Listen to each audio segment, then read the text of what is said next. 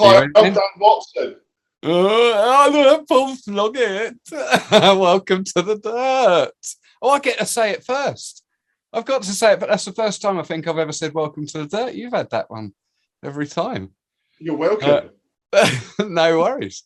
Ladies and gentlemen, for your viewing and oral pleasure, we're going to get in it. I don't know what I've done with the thing now. I'm going to have to... he was there. He's now not. Why can't I find it? Here we go. Is he coming in? Ash Mulholland in the Jesus. Oh. How are you, buddy? Fantastic, mate. Fantastic. Absolutely grand. I'm in a hotel room, but this is not the background. It's not. What hotel are you in? Where am I? I'm in Wales somewhere, South Wales, near Cardiff. Near Cardiff. Yeah, some good terrain around there, my friend. Good terrain around there. It's all wet today, though. Yeah, it's been pissing down here as well. Yeah, they've been good. Do you not take that background down and fold it all up and then take it out in every hotel room you go to? That's exactly it, yeah. I took down the Batman background the next time. I've just got images of him. Every hotel room he ever goes in now takes the posters, entry bloody numbers, and just hangs them all up above the headboard. Wherever like I said, when it was lockdown, this is why I've got them on the background, because I changed them every time. One of them were I was in a beach, so I did a Zoom like kind of quiz with my top off, obviously. Pretend I were on a beach, because you couldn't be on a beach. Why are we not pretending that now?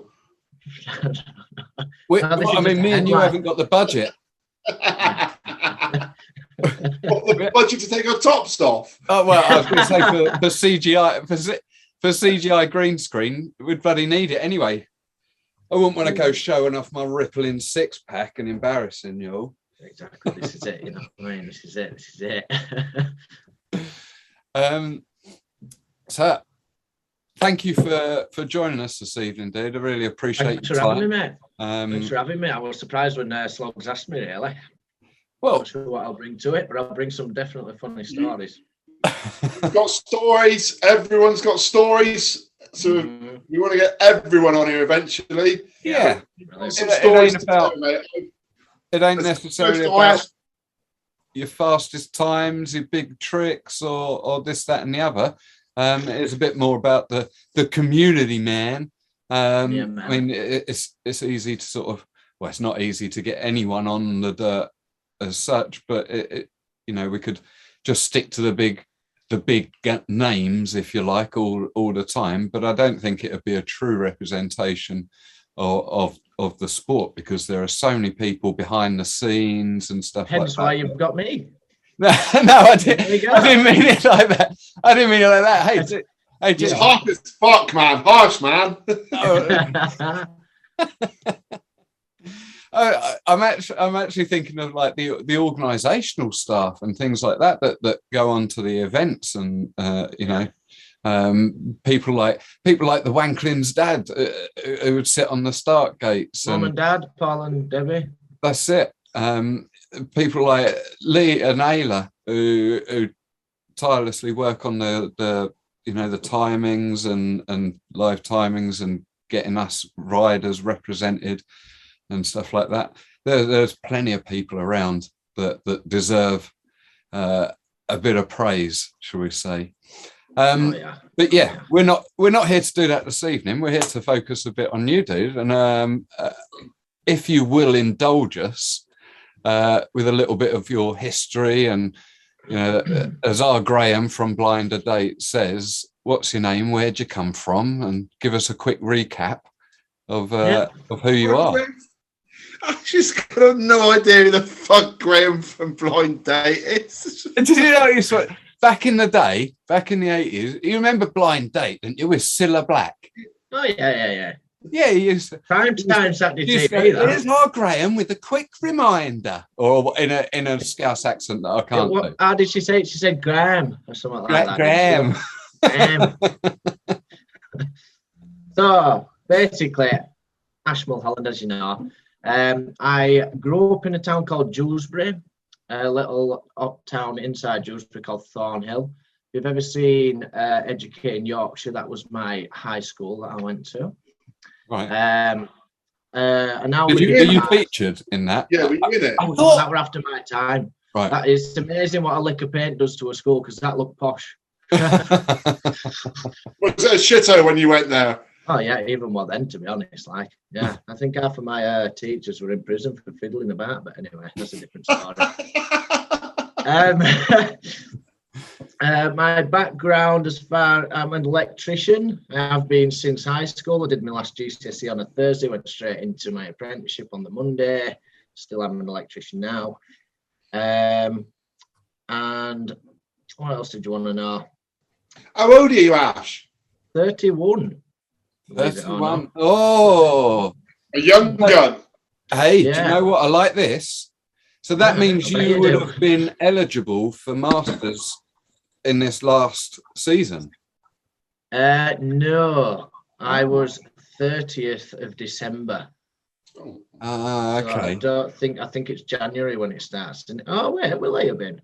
Well, you'd have been 30, wouldn't you? Yeah, I will have been. Oh yeah, of course I will. Yeah, I will have been. Well, yeah. Props to you for carrying on in the bloody pros, mate. And someone's got to come last. I don't know how it comes. I don't know that you'd have got knocked out at the same stage as me, buddy. So we're joint last as far as I'm concerned. Yeah. So basically, as far as I can remember now, my memory's quite foggy, whether it's to do with how many hits I've had to the head or anything like that. So my memories might be a bit muddled up, as much as I've been on scene since I think my first event was probably 2004 or 5, I think, were my first ones. It might have been 2004 because I'll have been 13 then. How I got into mountain boarding was my older brother basically saw it on the internet. He got a mountain board. I was obviously the younger annoying brother who follows in what he does. Him and my mate Friday, James Hardy, a lot of people probably know who that is. They got a board originally. So then I followed. I got the pass me down boards, got into it that way. We used to just go ride at local pitch and putt, which is like a golf green. And that's how we started, really, just riding downhill, bombing down hills. Does your brother still ride? Does Friday? No, Dan. See, this is the thing now. I think this is probably the first time I actually spoke to you. My brother is no longer with us. 2009, he died. He died in a car crash. He was quite well known in the mountainboarding world. Yeah. He used to run ATBoarders with James Hardy and Jack Mitchell. Right. So that's how I got into it. He would ride us and everything like that. And then as far as boarding went, that's I used to go to the events solely as a little, reprobate. You can disappear then. Wow. So I used to go basically for the crack for a week. When you used to have like however many events in the year, I used to go there. I used to ride a little bit, not into it as much as everyone else. It was just like the drinking and the party lifestyle, the full lifestyle of it. But it kind of made my name in my own right. Yeah. Not made a name as such, but I just hang out with like Joel Trillivin, there were James Wanklane, there was Jolly, and then through ATBoarders met other people and stuff. Spoke to most people through forums before I'd even met them and became friends, because that's what you kind of did, wasn't it? What was can you remember your forum handle? Yes. I was Red-Headed Ash, because I used to have long red hair to about here. Right. Yeah, I used to look like Ronald McDonald if I didn't put any wet look gel on it. I used to get Brill cream. Oh. Yeah, so that's as far as I started that way. My first deck was the Ride the Hill board with the Velcro straps, the wooden one. Yeah. That was my first board. And like I said in a previous interview with Eamon, when he did it's like snowboarding.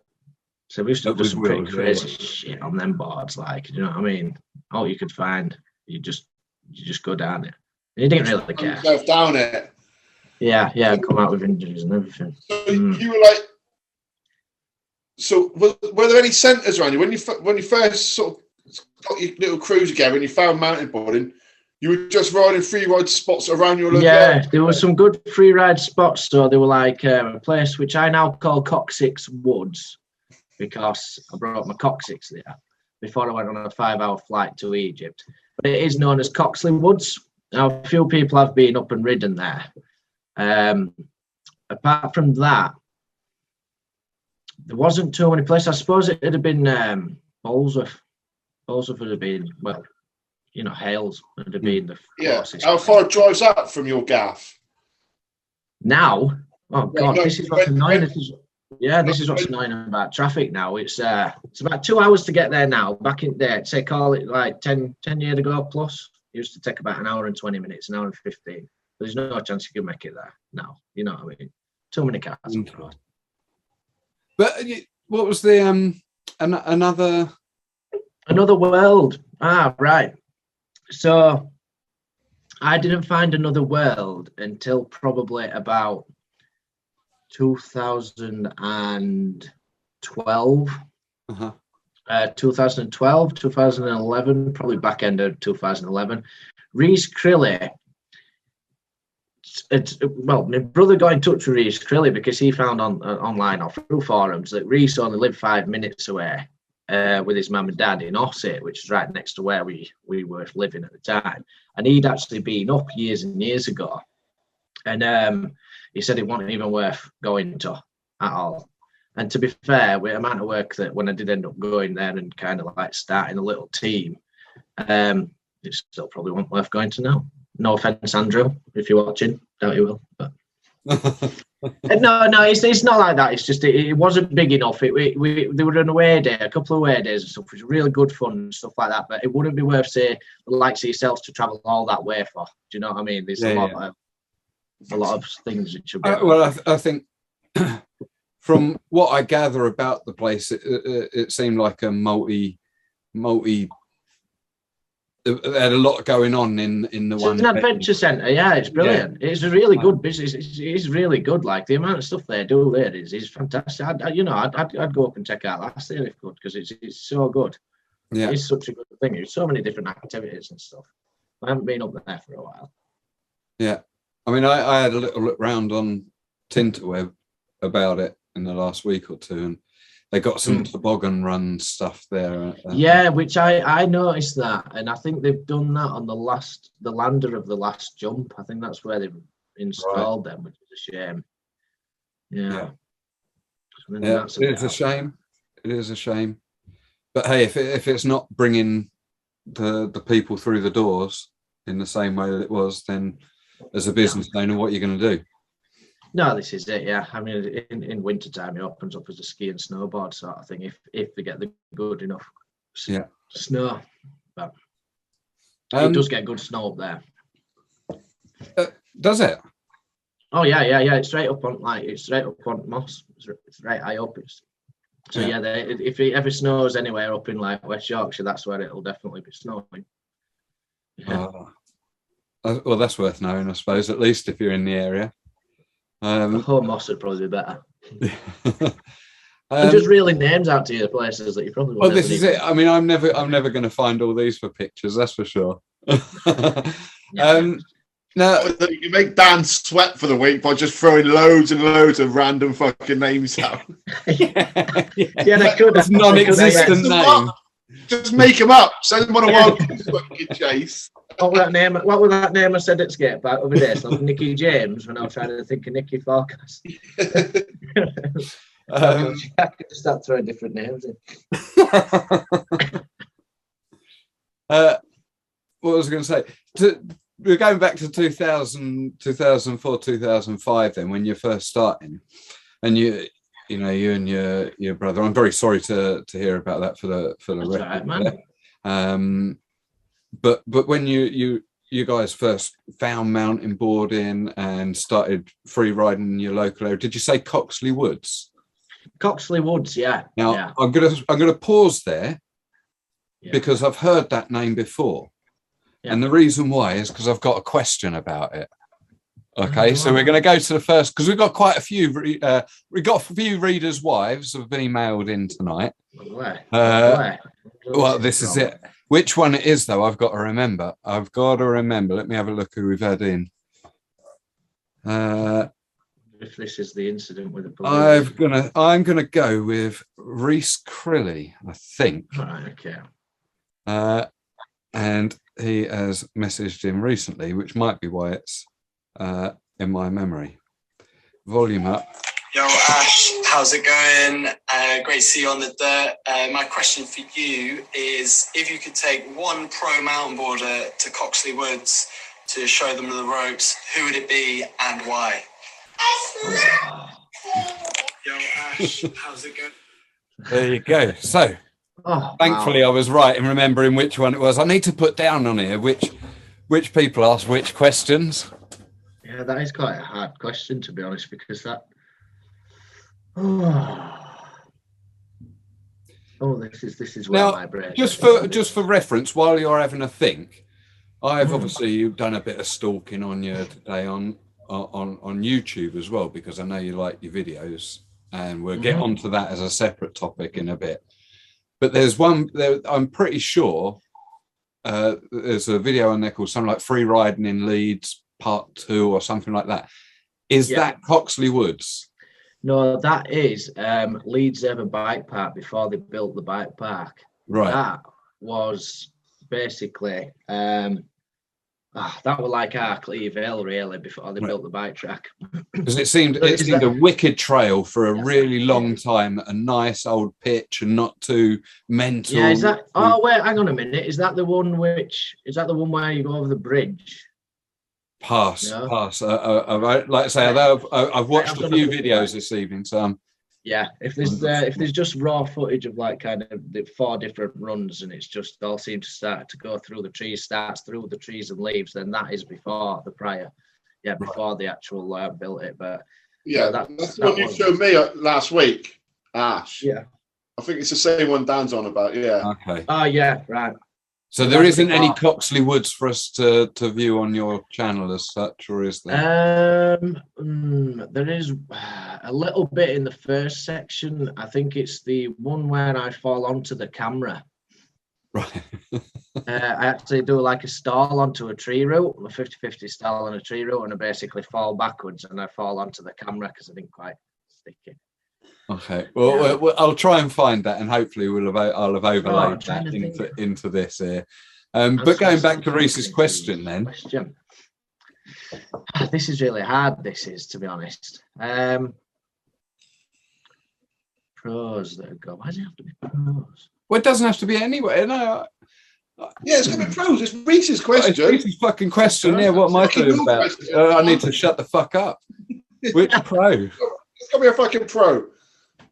Don't have to be a recent pro. Yeah.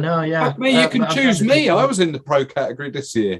I'd probably, you know what? Actually, I'd probably take Robbie Kinsey. He's been in the pros before, because he's a bit of a mad one who does like to hurtle down some free ride and stuff. And I've seen him in Delmere and run quite a bit in Delmere with him. And he's a pretty good free rider. And there is some now. He's a fucking animal.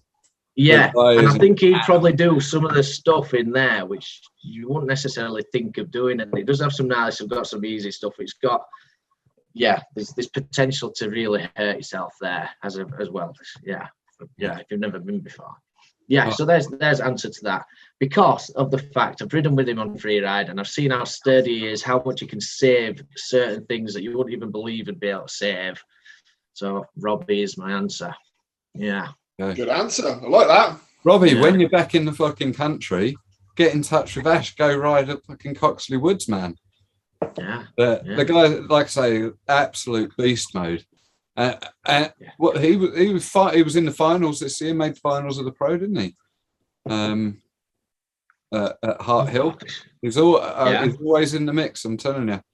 And his front flips are huge. Yeah, just. So, give us a little run through of your ATBA sort of history. We're assuming that I know you've been over to Europe and stuff like that in certain bumps and bits and pieces, but not too many times as such have I been to worlds. I think I went to Germany 2015. I went to France. I don't think, did they have the worlds when I went to France, or did I just go to some open events? I'm not so sure. The UK side of things. So I think I tried to compete in about 2004, and I think it were out to grass. Under 14s then? Possibly could have done. I don't think I went in to compete. I think I went to try the track out, and me and Nash went down it. And basically, I used to just try and pump like I would. Right, trying to pump as hard as I could, and I think I got about 5 rollers in, and I just kind of just got speed wobble and just decked myself, up myself. And me and Nash looked at each other, did exactly the same thing, and just went, "Nah, beer." No, that was that. And then I think I entered at was it Green Man, which had just the one kicker, the one big like.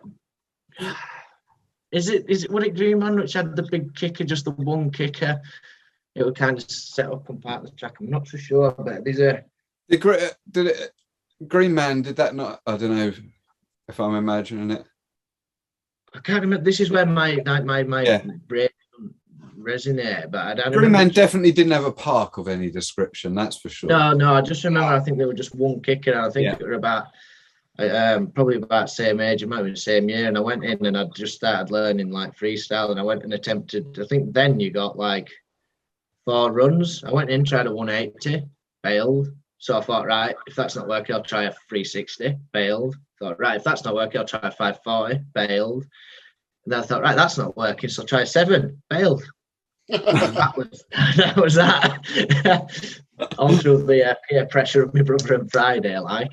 And then after that, I kind of want to fussed about it. Not that I want fussed about it. I just used to be all right at free ride. I only grew up on free ride because it was like kind of no pressure. You do what you want. You go down as you want, and you can go pretty mental. And it didn't hurt too much at that age. Yeah. So after that, kind of like just stuck to that and went for the gathering and just hang out and stuff like that.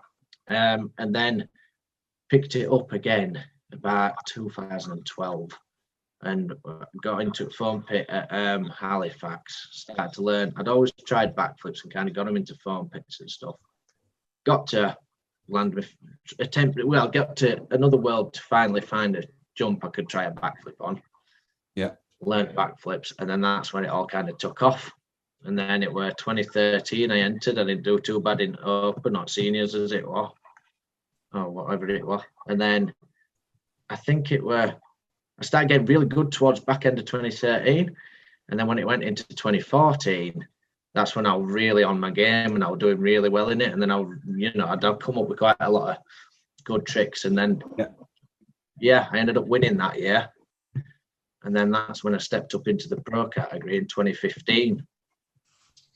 And then the first event I did, I can't remember where it was. I think I got 3rd place because I think half of the riders didn't turn up. I think 2013 would have been.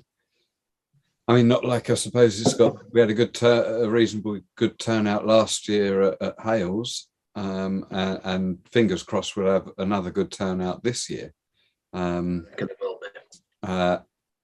I think around that time, numbers had definitely started to drop, hadn't they? I think this dropped. I think 20. Yeah, definitely. I'd start dropping 2010, maybe 2011. Yeah. After 2009, I know it all went a bit tits, but then again. Yeah. Again, unfortunately, I competed. I think 2013, or I did two 2 years, and it might have been 2012 and 2014 or something like that. Was 2014 at Bugs? Remember, Bugs? wherever it was. I don't. I was just going to turn around and have a look at my wall, but it's not real. If you can see, It really is there. there's 2014. Well, I think I might have found a picture of 20. the kicker. In fact, I did 2013 yes. and 2014. Oh, there. Where's that? That's Is what. that, well, that's, you were saying that might have been Green Man, but Yeah, I think it's Green Man. Yeah, that's the one I remember being like my first freestyle event I tried at, and that was where I did the step up, and I never even landed one at tricks, but tried them. I went far off the 7 out of all of them, weirdly. Don't know how that works, but anyway. Yeah, no, I think Bugs what at I've got no idea who that is. I get it framed up and I'll put it up there for you, Sloggs. It's Sloggs. No, it's Dan. All right, is that Dan? Yeah. Yeah. And I've got it down as 2007, but I don't know whether that's when I put it on Facebook or whether that's the fucking year that it was actually taken. I've got no idea nowadays. I'll tell you what, you might not be wrong there, 2007. I kind of lost, I kind of did. It might have been 2007 because obviously I was still going 2007 and 8. Yeah. So yeah, you might be right actually. I think I kind of lost a little bit. I think lost a bit. Of 2007 seems to be the year that most people got onto Facebook. It seems to be where their sort of timelines expire. So yeah, anything pre 2007 is always an issue to try and find. You've got to be reliant on looking for people to be sharing memories. But yeah, that's true. Yeah, I mean, I only remember 2006 because that was the feature DVD from ATBoarders that came out, and everyone will probably know about that. So that's the one I obviously remember. Yeah, quite a lot because there are the memories there. Yeah, but like I say, my memory is very hazy with things and where I've been and at what time. Is there any footage of the comps in that vid? Which one? The one you just mentioned. I forgot already, man. The 2000 of what? What the comp where I would try the different spins. Yeah. Yeah, there is. Yeah, there is. Yeah, the DVD. Yeah, it's on YouTube and you can get it and look. You can have a watch the full DVD in full or the individual sections of it. Yeah. Because send me the links over after this, and I'll try and remember this week to put the links in the comments or whatever it is, the description. I didn't, and thankfully somebody, I forget who it was now, put in there the links to certain videos. At least someone's helping out, Sloggs. Yeah. Was it Claire? I fucking turned up tonight, didn't I? I was a bit fucking late, but I turned up. Busy man. Busy down the bloody skate parks. Learning to flip. Did you boys have a good time? Did you have any good tips for him? Is he going to land a flip to dirt this year, Ash? Oh yeah. After that session, yeah. He did give me a really good tip. Good. But that was after, right? Like just getting the pump on the bottom of the rolling, because that prime kicker is pretty small. Shit. Yeah. Especially compared to ramp weld, and there's like a bar across the top of your head, part of the roof. Then you can pull yourself on that, but you can't quite get enough. Well, I can't anyway. It's just a little bit out of reach. That just getting that pump, because you're sort of grasping it with your fingers, aren't you? Yeah. But getting the pump at the bottom of the rolling just gives you that extra impetus to get up and get enough height for me, anyway. I got to say, I really liked your 180 to wall ride, 180 out again. I know. And that's something. That worked first time. Bugs, if you're watching, Kieran's idea, wasn't it? Yeah. Kieran fucking egging him on. Was it? Yeah. This is a weird thing with me. Usually, when I try something the first time, it works. So To digress a little bit, we went to Cleve when everyone were on ATBoarders and everybody had that big meeting. Yeah. And you know, alternative breakers. Yeah. Never been down it in my life before. Shit scared of North Shores. I know what's coming here, you fucking madman. Yeah, first time, only time I've ever been down it. I did a backside 270, nearly died, but yeah, that were pretty impressive. But that's the thing. If I remember being at the bottom of that, and I think I'd forget who I was with. Might have been Ant Wilson. Go, yeah, what is that? Ash just dropping in the alternatives, and I turned around and just see you boost that, and like, yeah, nice. quite good that, yeah. But this is a weird way I work. I might not necessarily be a dialed rider, but I'm definitely, when I get something in my head, it usually works first time ish. But yeah, that's it. Yeah. Well, I think. Do you analyze and think it through then before you go for these things? What's your thought pattern when you're trying to blind? On that day, I kind of walked up to it and I saw it, the angle of it, and I'd been doing a few like backside 270s on a hip in Leeds at the bike park, and kind of got my head around the kind of how you do them. So that wasn't really a fear as much, but I kind of walked into it and thought, I don't really want to straight air it because it looks a little bit, I don't know. I just didn't like that. I don't like drops. I don't like looking down things. They're my bread and butter. I fucking love it, bro. Yeah, no, I can't. I know I'm shit scared of roller coaster. I don't like that feeling of dropping. So I like, so I kind of looked down it, and I think I turned to Eamon and I went, Eamon, has anyone ever like 270 down it? And he went, no, I don't think they have. And I went, all right, okay. So I saw it, looked at it, and just went, right. I had it in my head, walked up, and I thought, there's no way I'm going straight down it. So I just went in through it, and it worked. I over-rotated a little bit and nearly kind of, you know, when you land and you go like that. Yeah. But I just managed to save it. The head cam footage is quite good, but that what George got was a good shot. Yeah. Well, it's over the top of that like ladder, if you like, of steps and stuff like that you've got to clear. I didn't see him, to be honest. That's the one thing I didn't want to do is see. It's just looking at it from the front of it. That classic. What's that? Just looking at it from the front and not thinking about going around the back end and seeing what you landed into. Yeah. This is. So you're going blind to it, and it kind of like, I knew how much to pop out to turn, and went round and like kind of did it, and it worked. It felt really nice as well. And you're motoring by the bottom. Yeah, you'll hear my reaction on the video when I get that one done. So anyway. Oh, pressure's on then, or you can send me some raw. I will. Yeah, I'll send you some raw stuff if you want. Yeah, I'll send you a raw clip of that. I've got it now. I'm actually trying to mess about with it a minute. Perfect. Yeah. So you did all right, like you say. You won the Open Senior, whatever it was. In there was that on the overall on that. Oh, hello. You still there? You lost it. Oh no, what's happening? I can still hear you, but you're not moving. You're like a really good ventriloquist. Oh no! A suspicious looking one, but what's he looking at? Just keep waiting for the eyes to go. Oh no, I think we have got our first failure here. Every week it seems to threaten it, doesn't it? Oh, here we go. Is he back? I think you're back.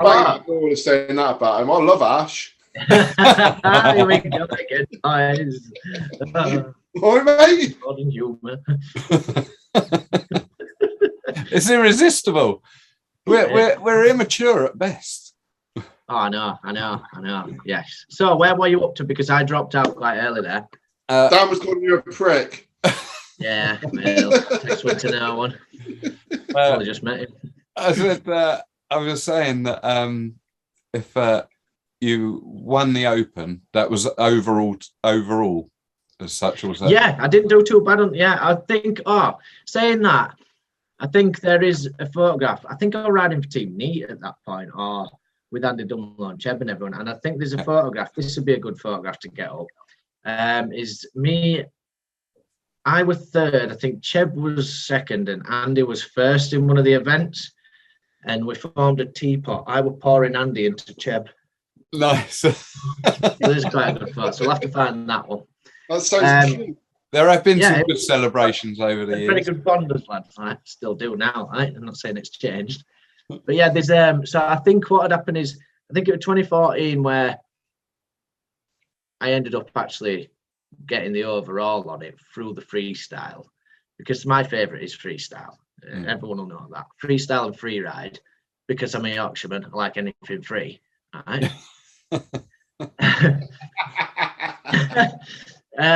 Board across the scares shit at me, but at the end of that season, is kind of like that were it. It were a bit too consistent to be in that category, and not like blowing smoke up my own ass or out like that, because that's not the way I'll ever say out about it. But it is big-headed as it sounded, it would a bit unfair to carry on in that category. And then I think a couple of pros, I think James and Matt had come up and said like, "Oh, you should really be in pros now."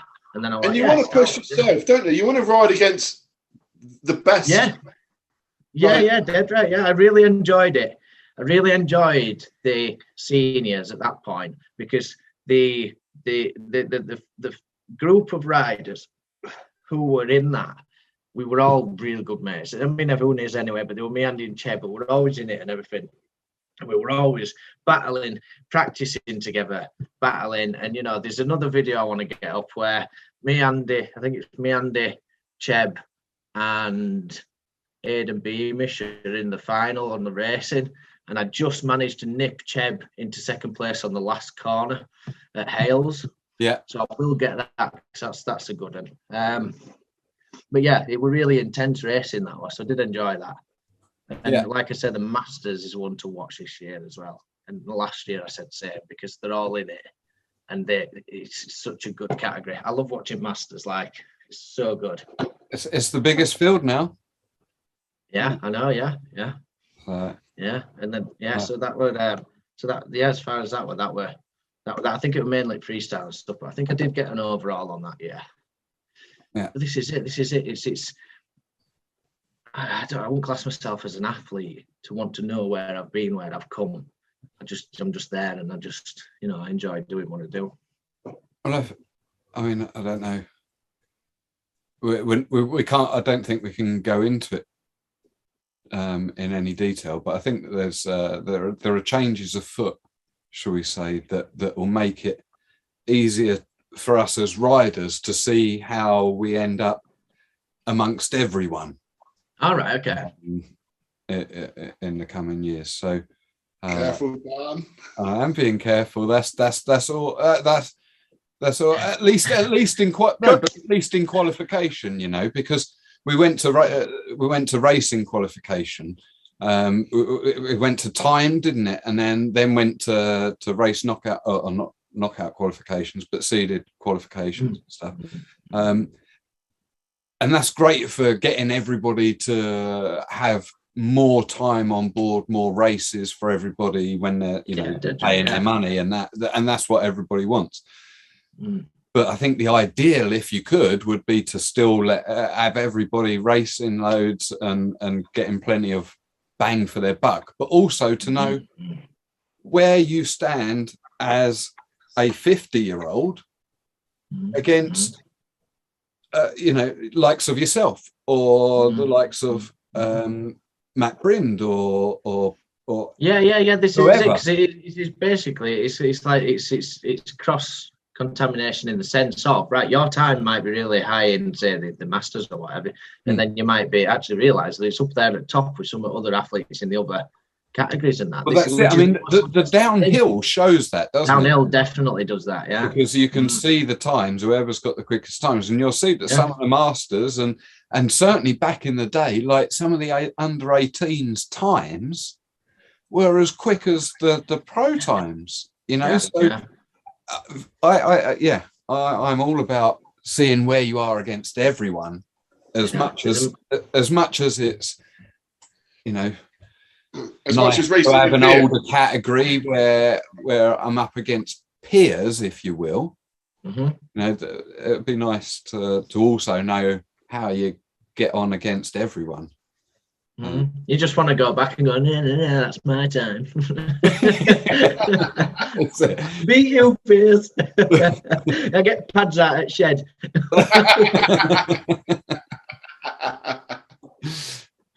I'm joking, Piers.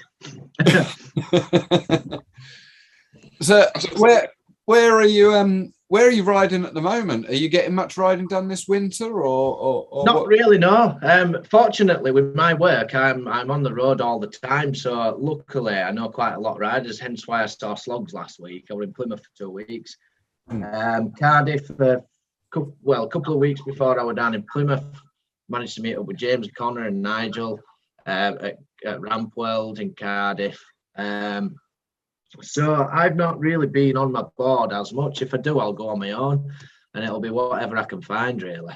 Yeah. So I do ride a lot on my own because I'm always on my own. Do you take your board with you when you're on the road? Oh God, yeah, it never leaves my van. Yeah, and you never know. Are you just Monday to Friday on the road then, as such? Yeah. I do a lot of traveling. Like a lot of hours driving and stuff like that. But like I say, it's I was in Wales a couple of years ago, and I was just driving down the back roads. As you know, Wales is very much full of like individual roads, and I was driving past this big hill, and I thought, that looks mint. That looks proper mint. I was on my way to a job, and I thought, right, I'm just going to stop because I'm not going to be coming back this way. So I stopped, pulled over, padded up, walked up to the top of the hill, tried to walk a run which I could see because there was this one area of just boulders. Like there were boulders, there were sheep everywhere, it was shit everywhere. It was pretty good. Divine. Yeah, it took about 15 minutes to walk to the top of this hill, and it must have taken about a minute to get down it. But I lost my markers, and I ended up actually just going straight through the boulders. But I ended up having to kind of like jump over the boulders.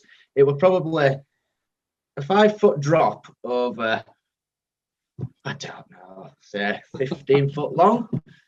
But I had to seriously at the last minute just like kind of jump as hard as I could, lean back and kind of tap the way down the ends. And I thought to myself, that was the stupidest thing I've ever done, because I'm on my way to work. On your fucking own?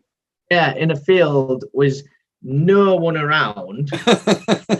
And there is headcam footage of it somewhere as well, actually. It might have been the stupidest thing you've done. You'd do it again, wouldn't you? Yeah. Exactly. Yeah. It was like running through a flock of pigeons when I went near sheep. They just dispersed. It was brilliant. They were a field full of sheep. As I got close to them, they just went, shh. I felt like a shepherd or something. Shit shepherd? What do you meant to go to you? I felt like a really shit shepherd. Yeah. Well, yeah, actually, that's a good point. Yeah. Like I say, are you back down? Are you back down this way soon? Hopefully in a couple of weeks. Yeah, I think there's another couple of jobs happening down there. Probably 2 weeks' time or something. I know I'm back down in Wales next week again, but I'm going West Wales. So week after that, possibly. Yeah. Good riding up there as well. It is. Yeah, just gotta find it. I'm a bit useless at trying to find spots. As I found when I came down to you guys, you're like, oh yeah, this place is good. Oh yeah, this place is good. I'm like, well, I've been searching Google for all these places, and I haven't found one place. Old Hill Bike Park is where I wanted to go. You were telling me about Sloggs. Yeah, they don't let mountain boards. They kicked off when I went there. Yeah, well, I said I messaged the guy and I went, look, I want to come. I says, check my profile out, just have a look. I'm not a novice. So I'm not going to injure myself for all that. I says, no, insurance don't cover you. I says, I'll sign a disclaimer, write a disclaimer, and I'll sign it. I want to ride there. Nah, can't do it. Nah, and like Barron's asked as well, and I went there like before Barron had asked, and because it's not online booking, I just booked it and run the risk. It just went down there, but I got halfway down the first blue run, and it is fucking mint there. It's lovely. Yeah. And he came running out of nowhere. And it was game over, but luckily one of the boys took a spare mountain bike just in case, so I just played on that for the day. But it is really good down there. Yeah, but he won't let you. No, mate, it's such a shame, this like lockout of bike parks, if you will. Yeah, You know, especially for us guys, like you say, that we can prove our worth. You know, and we're not bloody Definitely can do that. Stupid. Anything that takes a bit of work and a bit of technique gets broken down, and learned sectional. It's not. Yeah, you can't get that across to people. They just can't. They just think of insurance. They're just worried. I don't think it's been open that long either. So, no, it hasn't. No. Kind of understand where they're coming from. Well, if you make it down this way, the track in Portreath as a freestyler will be right up your street, and he has in the past been friendly to boards. Yeah, I've taken my board down there. Loads of people have taken their boards down there over the years. Yeah, definitely. And there's jump lines everywhere. There's a foam pit down there. I'm waiting for it to open. April they are. Right. They got foam pit. It's all outdoors. They got foam pit. They got resi mats on some of the jumps, and most of them are dirt. Yeah. No, you're speaking my language. That sounds nice. That. Oh man, it's I'll have to stick a photograph over my way or something. Yeah. And we got shitloads of free ride down here. Yeah. But it's a bit further down than where Sloggs is, but worth the trip if you end up Truro, probably a big town. If you get any work in Truro, snap it up. Have they got electricity in Truro? That only via water wheel. Yeah, so there's no need for Ash to go down there, being a spark. Well, I suppose, yeah. I suppose. He needs to be a water wheel technician. Well, yeah. No, you're all right. So are you currently learning any new tricks at the moment? What you're trying to hope to put down this year? I'm assuming you're going to be competing this year at Bugs. Yeah, I'll compete at Bugs this year. I mean, at our wife's our wife's birthdays. No, that's Australia, isn't it? Our second weddings, our marriage fucking vows. To be honest, as far as my tricks go, I feel like I've kind of not stepped back. I feel like I've gone down a notch as as comfortable and like kind of as clean a rider as I used to be freestyle wise. I feel like some of my basic tricks aren't quite where they were before. So I think I'm going to go back to basics, which is a bit shit to say for people to watch to say, all right, you've done the same tricks you've always been doing. I'd love to try a few new ones, obviously. There's been, you see the ladder game against Matt? Yes. Which I were on. There's something which I've always wanted to do, and I actually saw a video of a guy who was actually landed one, I think, anyway, and I thought I was going to be the first one to ever do it. Who got posted, I can't remember his name, it was a foreign lad. But yeah, that trick which I was trying there is the one I'd love to try and land that one, which is basically a Misty with a 180 in it, so you come back around straight. And I didn't think I was too far off it, but yeah, if I had a soft lander which were built for it, do you know what I mean? I was going to say, if you were rocking it every night or 2 or 3 nights a week, like the Brind brothers have like James has got quite easy access to Bugs when that's open, and now with their airbags, I've got a feeling we'll probably see James and the local Gloucestershire crew their freestyles improve massively this year. I'm hoping to get down a fair few times as well, just to get practice in Fort Comp, to be honest. Just get on. I've made a pact to myself to keep me sitting on my board as much as I can this year.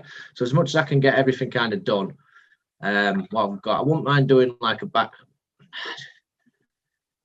I hate to say something, so if you don't do it, you look a fool, don't you? I'd love to get a back-tied cork 7 down. I've only ever landed one in my life, and that was actually at Another World, the tiniest ramp. So yeah, I wouldn't mind learning how to flat spin. That would be a nice little achievement for myself. I got to say that I think flat spins are so fucking underrated. Yeah. Oh my god. Yeah. I'll agree massively. Randy Miles's old flat 7s or 5s that used to see. I mean, I was watching the ATBoarders videos back and the edge footage where they were doing that. The one I always say, and I've said it to him a few times before, James Wanklin's front side flat sevens on the second jump. I think it was either between 2010 and 2012 at Hales, right, when it was just the second jump, which is pretty much the same jump as what it was to now. We're throwing flat front sevens on that. Literally, you could have had a spirit level on it and it were level. Do you know? And I can't get my head around them. But yeah, I love flat spin. I love to watch flat spins. I'd love to learn them even more.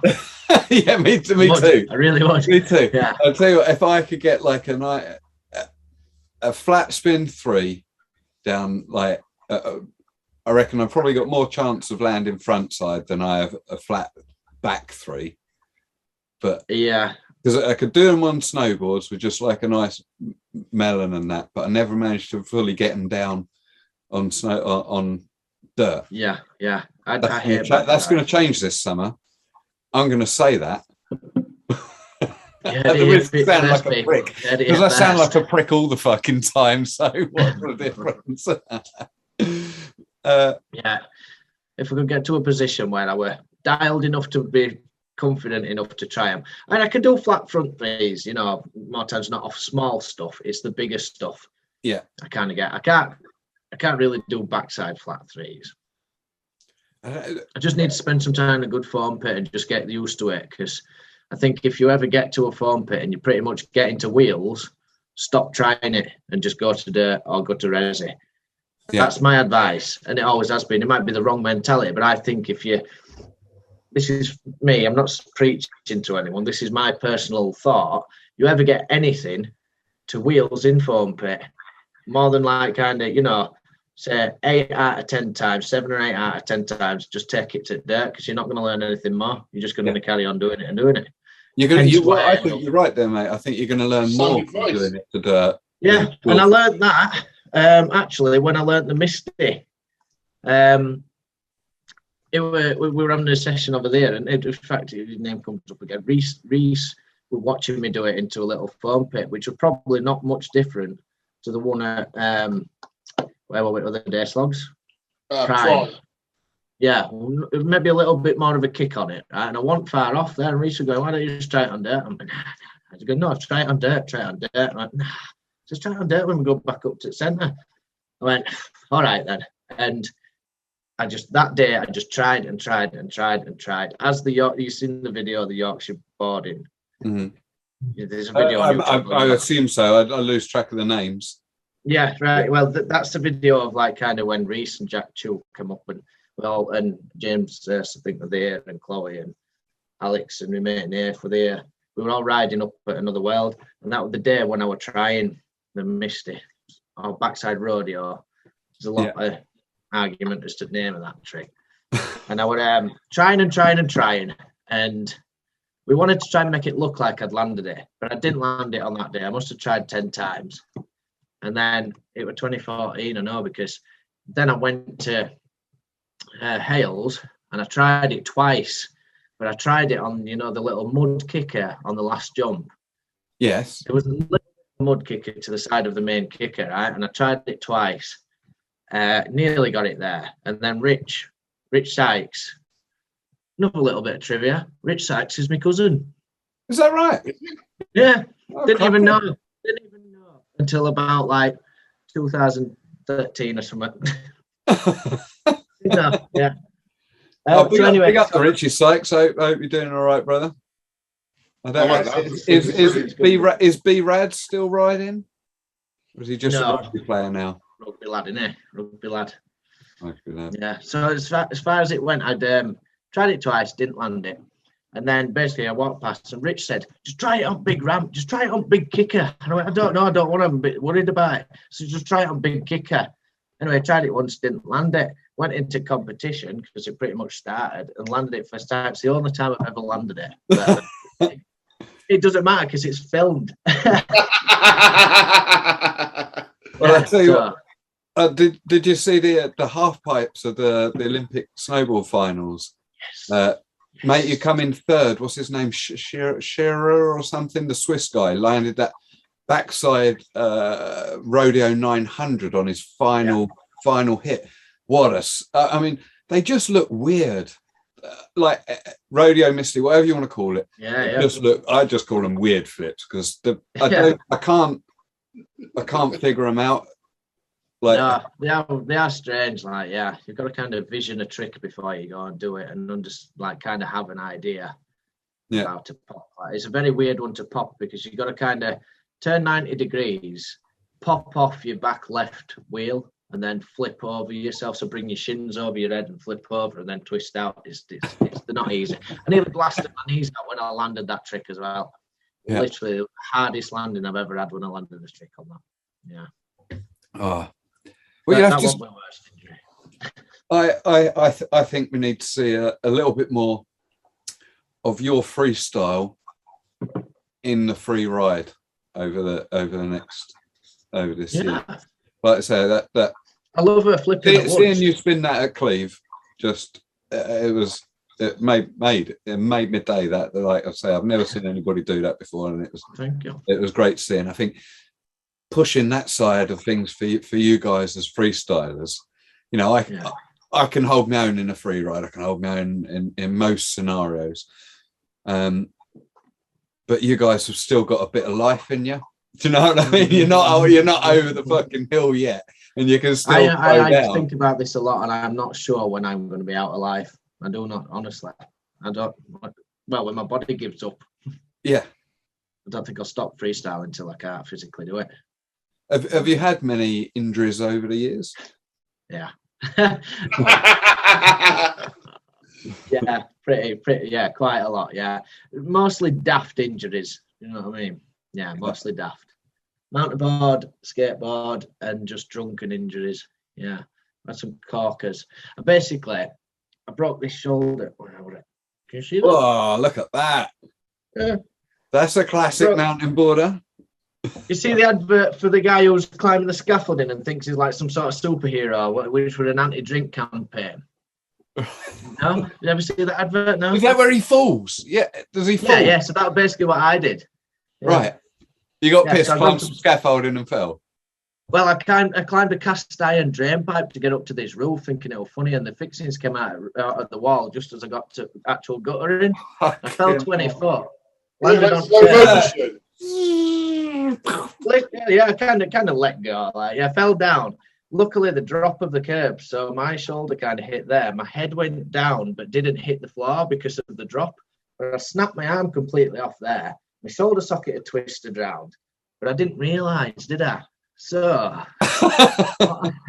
what I did, I mean, one of my last memories of the actual fall was seeing the cast iron pipe come down and hit me on the head, and then my shoulder and roll off. And to this day, it's still broken. They haven't fixed it yet. So what I did is I got stood up and like, fuck it, lads, it's all right. Let's go down to Chippy. I took takeaway around the corner. I got to the top of the road, and my shoulders like this. I'm like, I've dislocated my shoulder, Anna. I need someone to put it in. I was 15 at the time, and I wasn't meant to be out. I was staying at my mate Tippin's house. So I went round to Thingy shouting to all lads, saying like, does anyone know how to put a dislocated shoulder back in place? Not realising it was completely snapped. one guy grabbed my arm there, try yanking it down, yank it up. He's like, no, it's not going in. So I'm like, right. This other guy comes over and says, right, lay on your back on the floor. I said, right, okay. He put his foot in my armpit, grabbed my arm, yanked it out and pushed it, won't go in. By this time, it was starting to hurt. So, so I stood up, and this lass runs over and she says, oh, it's all right, I'm a nurse. And she grabbed my arm and just went, oh, no, you need to go to hospital, it's broken. And I have a picture of that injury too. Of the X-ray, so that needs to go in. Yeah, please do. And basically, that happened the second week in January, and I got discharged from physio on the last weekend of November. So that was a good injury, that one. And then a year later, I went riding. That bump didn't happen. Oh God, I could go on. I could really bore you with my stories, brother. Come on. So a year later, that bump was not there when I broke it and had the surgery. So I had pins in it. I don't know if you can see. See, like the holes? Right. Yeah. Some holes. There were external pins I had in it. And I'll send you photos through of them too. And basically, a year later, I went to Hales, and then I was practicing freestyle, and I were on really late practicing because I wanted to land this frontside 3 on second jump, and then I basically landed on the knuckle, and it popped me right down to the floor. And then as I landed on it, that happened, that big lump. I don't know what happened, like at all, as to why it was there. So I went up and borrowed Andy Dunlow's sat nav, put hospital in because no one else could drive because they were all pissed. I'm laughing because I know what's coming. Yeah, exactly. I put in the sat nav hospital, and basically I took my little red Corsa, 40 miles one way, got to this so-called hospital. It were a nursing home. And I walked in with my shoulder like this going, is this a hospital? And she went, no, love, no. Hospital's about 30 miles that way, just where I'd come. I pretty much passed Hales to get to the hospital. Drove all the way there, had him check it out, and he says, no, there's not broken or all. We just need to put it in the sling and that. And he says, how have you got here? And I went, oh, my mate's dropped me off. And he says, all right, okay, no problem then. He says, yeah, we'll sling it up, and then are you all right getting back if you got a way back? And I went, yeah, I've got a way back. Went out to my car, basically forgot to pay for my parking, walked back in to pay for my parking, and this guy's walking out and says, oh, do you know where to pay for parking is, mate? Turns out it was a doctor that had just seen me coming off his shift, and he says, thought you weren't driving. I went, no, it's for my friend.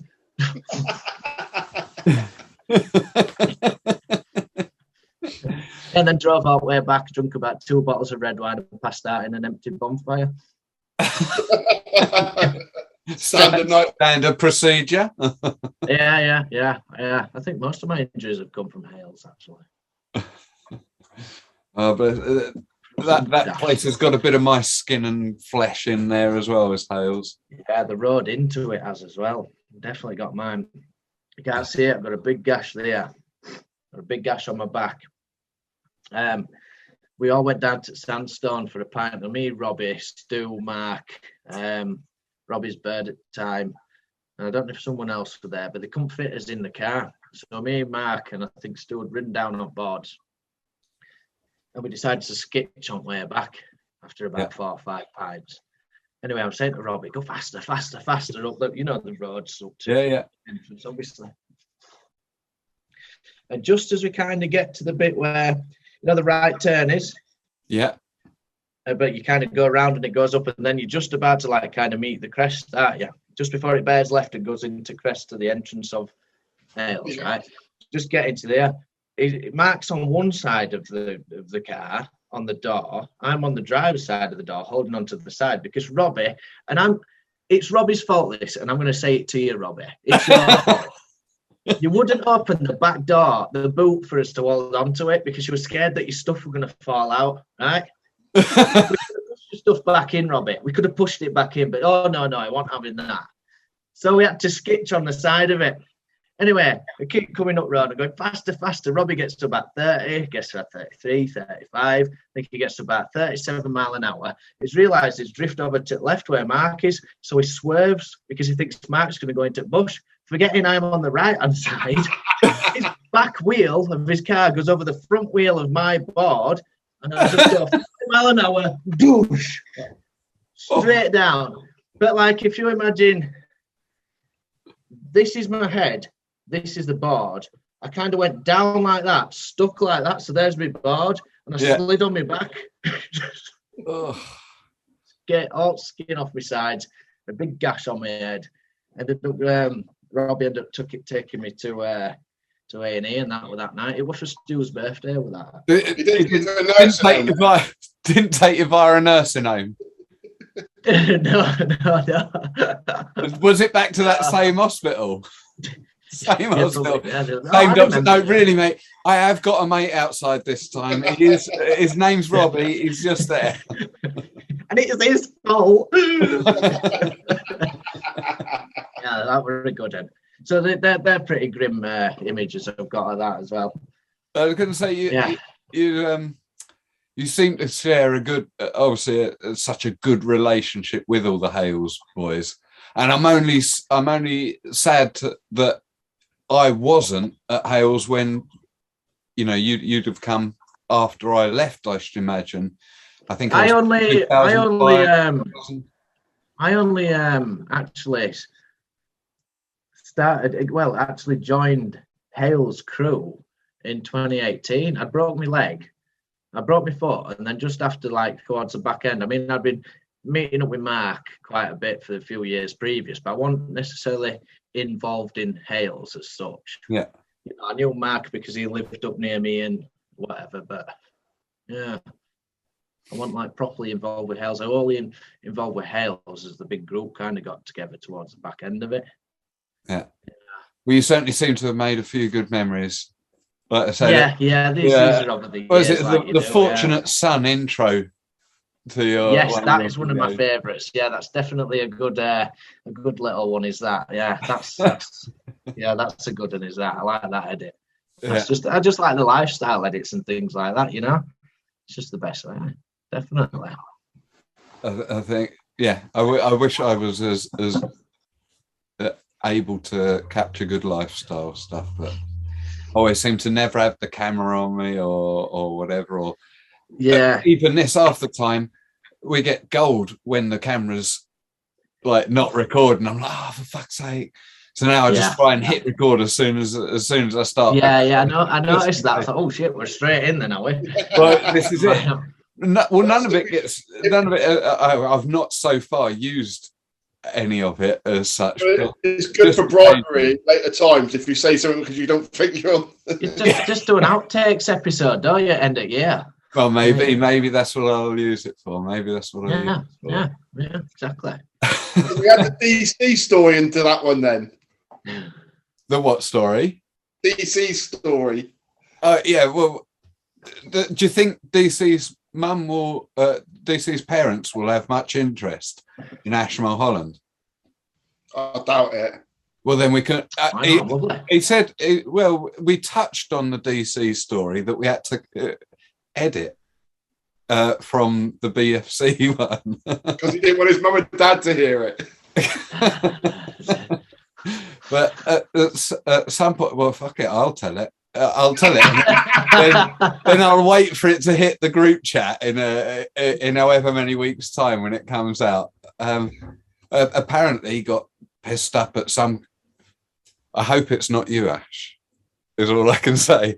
At some competition back in the late 2000s, he got really pissed up and ended up pissing on someone whilst they were in their tent. So if that was you, Ash, he owes you a really big apology. No, I'd like to say I do know, but I feel like I've heard that story. I don't know who it was. It probably wasn't. There's plenty of pissing stories.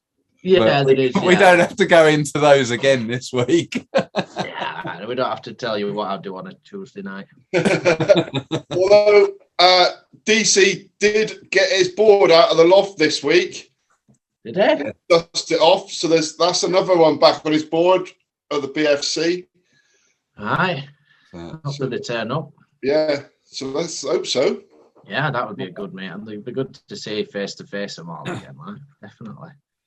I'm keyed up for this summer. I'm hoping that a few people will come out of the woodwork as such, and at least come and chew the fat with us all, even if they're not riding.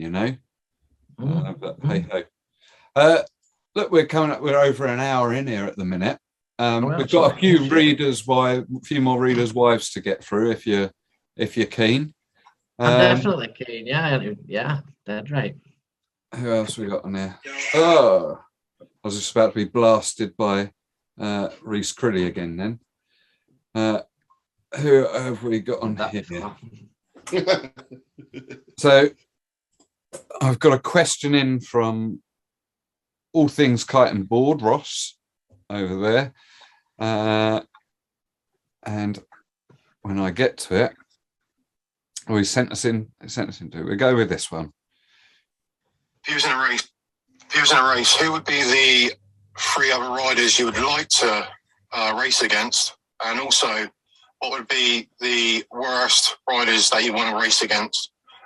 With the worst, I mean the ones that give you the shit at the gates Maybe the ones that sort of like, I don't know, are known for get a little dig or something down the track, or just cut you up and that. All right, cheers, mate. There you go. Did you get all that? Yes.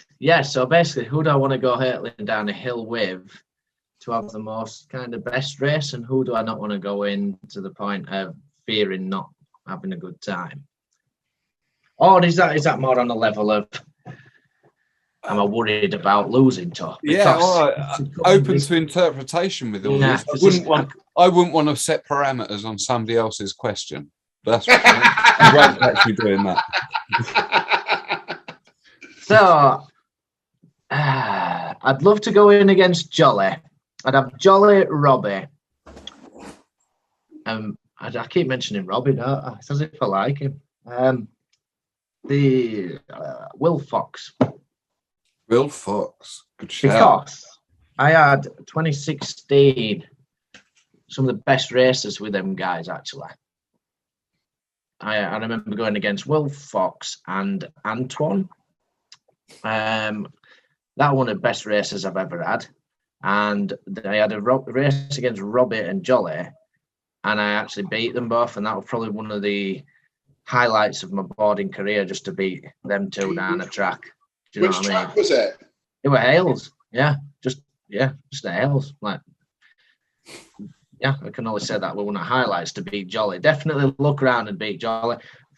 Like I say, ask me for video of that, because I scream like a little girl at the end of it. I'm that excited. Worst ones, I kind of get put into this anyway, don't I? So it's obviously going to be top riders in border cross, isn't it? I suppose, yeah. Whoever's ranked top on those tracks, they're the ones that you're not going to want to get racing against, though. And in all honesty, you know what I do worry about the most is when I get put against Ben, James, and Matt. I worry the most about taking them all out than I do getting down to the bottom. Honestly, I do. So I'll just hang back. What's the point in trying? And I'll bust. I've had the worst injuries and scares from border cross. Yeah. And slams. So I'm not going to go. Maybe that. Ash, stop it, man. Get the fuck involved. They're only beating you because you're letting them beating you. You could be on that fucking top step. Do you think they're going, oh, I'm going to hang back on this one? No, just in case. They're going guts or glory. Yeah, right. My comeback to that is, Dan, they know how to do corners. They just go straight line. Slide a corner and I can go in a straight line. Turn one. Oh, that's the cars, that. Oh, brilliant. Yeah. Let's we'll go on to the next one here. This is coming in from Sonnie here. Oh. And this one is, he's not sent us a video in this week. I think maybe it's not like him not to be on camera, is it? I know. I don't know what's up. But hey, having a bad idea. Life. He says, first, Ash, I'd like to say hello to my Yorkshire brethren. As you know, Emmerdale. Grew up just outside Yorkshire in Somerset. He's got a series of questions for you. They're just short answers. Okay. Good. I like short answers. Yeah, they're just one or other. Yes. Nice. EastEnders or Emmerdale? It's going to be Emmerdale, isn't it? Corrie or Emmerdale? Emmerdale. Hollyoaks or Emmerdale? Emmerdale. Brookside or Emmerdale?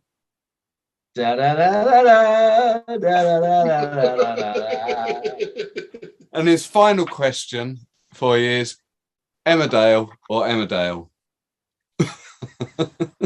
Tough one, that one. I might go with Emmerdale on that one. Nice. Beautiful. I love the random little questions. The amount of times I've heard him play that to me is unreal. He absolutely loves it, and he keeps. He argues the toss that he's more Yorkshire than me. Yeah, I'm more Yorkshire than you. I don't even know how he talks, but yeah, it's not Yorkshire anyway. He'd have argument with his bloody shadow if he could.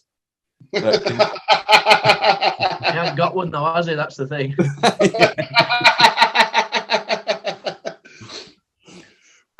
Ash, what current board are you riding? What setup you got? I'm on the purple TK at the minute. very nice. Yes, I am enjoying it, to be honest, but still after the Comp 16 Pro, as you've all probably seen me on the internet trying to grab hold of, stealing from Paul and everything. What have it. And trucks wise, I like to mix and match. I'm like my trucks and everything else. I like a pick and mix. So I basically go into what my parts bits are, and I pick all bits out of it. So I've got a tramper on back, and I've got a MBS like original on front, or something like that. Yeah, not really ideal, but this might be the reason why you go around corners. If you got them on the right way round. Yeah, maybe I need to put the tramper on the front and the MBS on the back. See what I did there? Yeah, so my setup isn't the greatest, but to be honest, I've got the F5s on it, and I can't stress enough how much everyone needs to get F5s. They're just my favourite. I remember when I first put them on the board, the first set I had a few years ago, and I was wearing Converse at the time, and I strapped in, and it felt like I had the old school DC skater shoes on. Honestly, they're just amazing. I mean, some people are not convinced by them at all, but I absolutely love them. I must admit, I'll hold my hand up. They are super comfy. I mean, you can. They last. You know, my last set lasted about 2 years as well. I think quite good out of them. To say how much I was like kind of foam pitting, riding, slamming, you know, all sorts of stuff. They lasted a while as well. Yeah. Saying that I just broke one the other day, didn't I, Sloggs? I wasn't going to say fuck all, but yeah, you broke one. I know. If sponsors were about, I'd love one. I'll just send me some bits. I need some bits, man. I just want the old, I want the old MBS, the light, I don't even know names of them. What were the old Pro ones? Pro Matrix 2s or something, weren't they? No, is that the new one? Oh, what with those, with the shock blocks in and stuff? No, I don't want them. No, I'm too heavy for that. I'm too heavy for them, I think. The other ones, the ones before. They were just the Matrix, weren't they? Yeah, probably just Matrix, yeah. Like I said, I'm pretty useless as a mountain boarder for knowing things about things, you know. It's the truck. Knowing things about things. Yeah. That's quite broad, man. Yeah, exactly. Broad as my shoulders. And yeah, I'm not so good with that sort of stuff, but anyway. Well, let me tell you, I have seen tonight on Facebook that there's a Leon Comp 16 up for sale from Stuart Walker. Is there? Yeah. So get your phone out. I'm only telling you this now because obviously you've got 2 weeks before this or there, so nobody will get on it in that forget time. Nobody's actually watching this. Yeah, forget nobody's exactly. watching this. It's because when you do the questions, I'm like, oh, there's people here. Like, no, there isn't. Oh, was you panicking? Someone else was going to go straight on that then and steal your book? Yeah, like fuck. I can relax now. Get on it, man, because I feel bad. Like obviously, we might as well tell you. I bought a J Lee Comp 16 recently, and I found out subsequently that yourself was interested in and had tried to purchase that, and I'm sorry. The memory, the thing for me for that is I've got massive sentimental value. Hold on, I'll move out of the way. You can't see it. So at the bottom of all this is the old 16 Pro snapped. I basically, it was my brother's last board he had before he died, so 2008, obviously. and it was his last board that he had, and I kept it and I rode it. And to be honest, I were on a Jeremy Leaf, the white one with the woman down the side. That was my second board, which was probably one of my favourites anyway. So the sentimental value of the Comp 16 Pro is that. Do you know what I mean? So there's the sentimental value. It's not his board because I've still got that. I rode that to death, snapped it, tried to staple it back together when it delammed, kept riding it till I snapped it on a flip. So that's a shelf at the minute. But I want one because when I was riding that, me personally, for my ride style and everything, that was the best thing I've ever laid my feet on. Skateboard, anything. That is the best thing I've ever laid my feet on. And like I said, the sentimental value is there because the memories which I had riding it are just mega. But yeah, I got the original, obviously. It was my second board. I had a Highline on these skate trucks as my first ever board, and I must. They're not original. I think that's an earthboard top truck, and don't even know what they've got.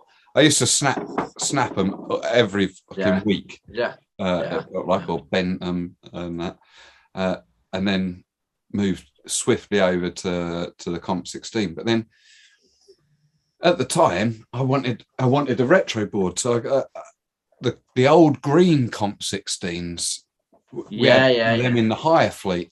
Yeah, they're a really solid deck. They're a bit wider for my slightly bigger feet. Yeah, and I thought, I remember doing a deal at the time, and I said, right, well, I've got this modern Comp 16. I've been riding it and everything. So I said, you have that for the higher fleet.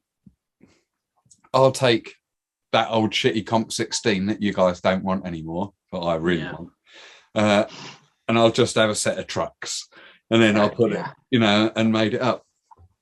But my God, it's one of those things. I'm glad that I've still got the old Highline deck, but I'd wish I'd still got my original Comp 16 as well. That, like you say, I'm a sentimental man in some ways. Like I'm going to pick up a Ride the Hill deck next week. Yeah. Now my little ones will probably have a lot of fun on that. Yeah, and I might have a fun wobbling down a bit of, a grassy slope, but it's never a board that I'm going to take free. Yeah, riding down Nostalgia Hill. But yeah, I mean, there's every chance that I might have sold this board to these people originally back in the day.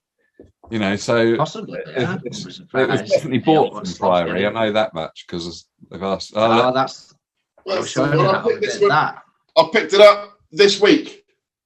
Hey, still not stripped him down yet. No channels. That's it.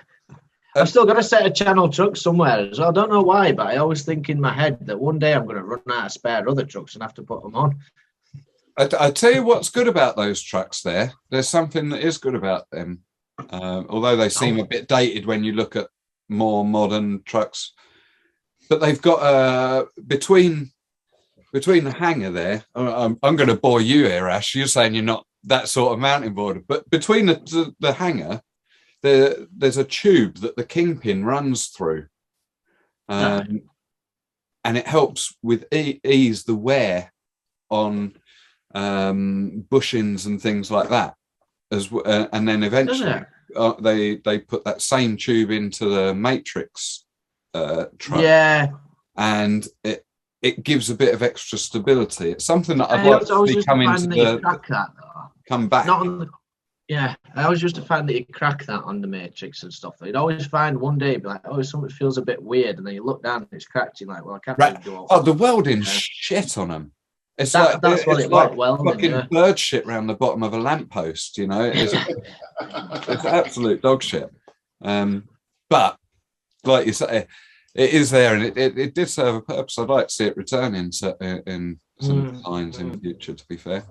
Yeah, that's right, yeah. I know, yeah. But we digress. We're here to talk about yourself. I've got another reader's question for you, if you want. It meant we're a reader's question. I could go on for hours. It's a lot of stuff. No, I'll do like a bit of board porn, though. You send us... We just all start going off on, like, fucking... Favourite board talk is good, though, isn't it? Send us a picture of your board. My board. We'll slam that up on the screen for them. I can do that indeed, because I do my own graphics on my boards, because I've never really liked the graphics on many of them.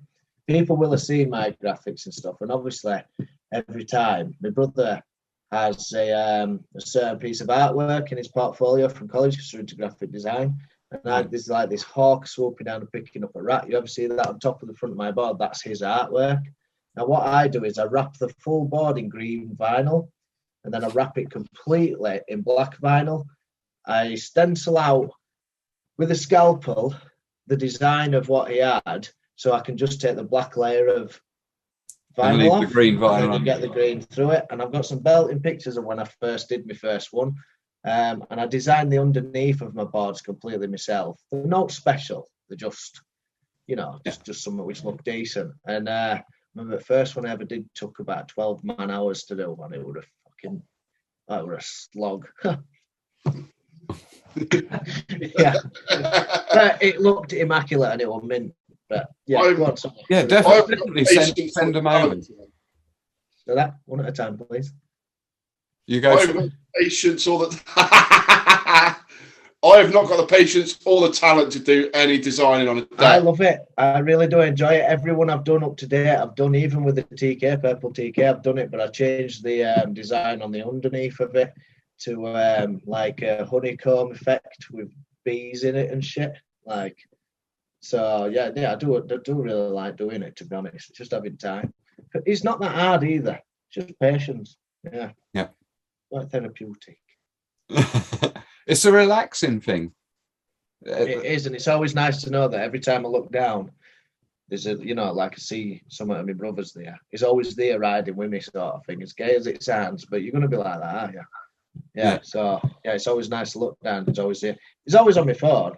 What? Yeah. Well, it's not, is it that? Huh? It's always on my phone. Hey. I can't see because of the notifications. I was going to say, no, between the notifications and the CGI, it was. Yeah, there is somebody there. I can't see the thing there. It's always there on my phone, right? Yeah. So it's always there with us. So yeah, that's that's how I like doing it, most of it as well. Plus, I'm not going to again blow smoke up my own ass, but it looks sick as fuck.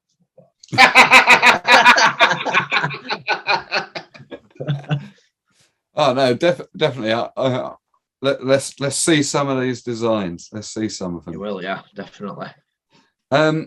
So your boy Nash has sent in a question, and while we're talking about, we've got Nash on the brain. I'm quite surprised that Mail from LA didn't message him with any questions, because he's mentioned before that he's spent a lot of time with yourself and Nash putting the worlds to rights drunkenly. But yeah, definitely. I was kind of expecting one to come in off him, but it never appeared. But your boy Nash has sent one in. He sent 3 in fact. So we'll do. I'm going to reverse the order, because I think the last one will have a bit more substance to it, shall we say? Yeah. So his question is, how long have you been a gymnast for now?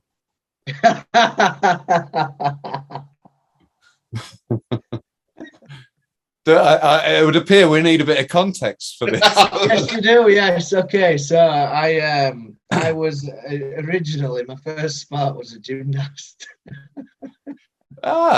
Gymnastics for about eight years or something like that.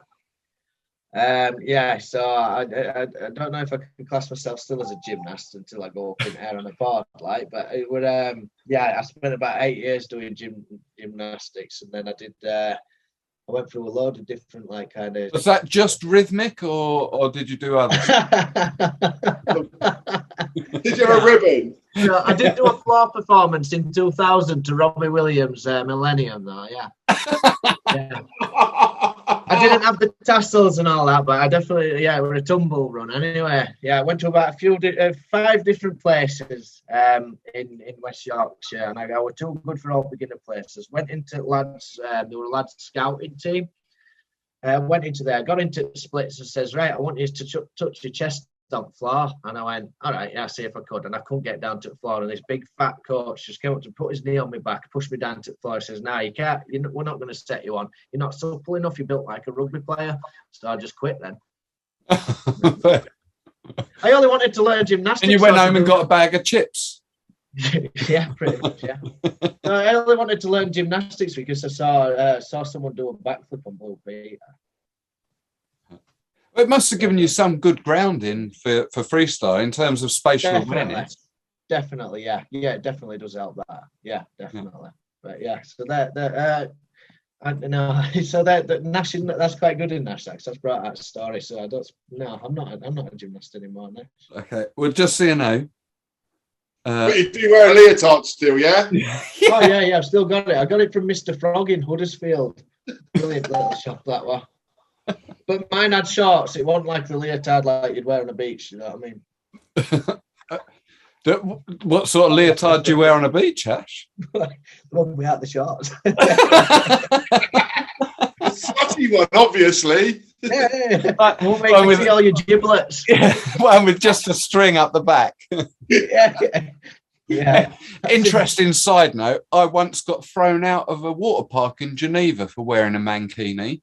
I made it down one or two slides, and I was met at the bottom of one of the slides by a security guard. He said, mate, you can't wear that in there. I said, what are you joking about? It covers my nipples. And he went, no, you need to go and get changed. Did your man pod follow you down the slide? Yeah. So Nash's next question is, what's your favourite fuck it moment? Oh, fuck it moment. Now, I wish I knew. I'll probably try and give him two different instances, because is that fuck it as in shit, that's fucking mega, I'm so fucking happy, right? Or is that shit, I've fucked up, I shouldn't be doing that? So I suppose the first attempt at the Misty at Another World was the fucking fuck it, I feel like fucking Thor or something, do you know what I mean? Yeah. In fact, you could probably use that video of that. The other I fucked up thing was when I broke my leg, my ankle in Hull Skate Park on my skateboard 2018, and Nash kindly took the photographs for me. So that was the big fuck I fucked up, I fucked up. Yeah. So those are the two, because that's the best way to do it. Nash is on good with these questions. He's bringing out the stories. I've got a story about that day as well, but we'll get through questions and see how much time we've got left. Because that's all right. Go with it now whilst we're on topic. It's actually quite a quick one. So basically, we were all on boards and everything in a whole skate park. New one we'd been to. Me and Nath were driving over together. And basically, you know the cigarette packets that have the different things on? So that's someone's teeth, yeah? Right. They're like stop smoking campaign. One of them has got a leg on it, which looks like it's been stitched up and everything like that.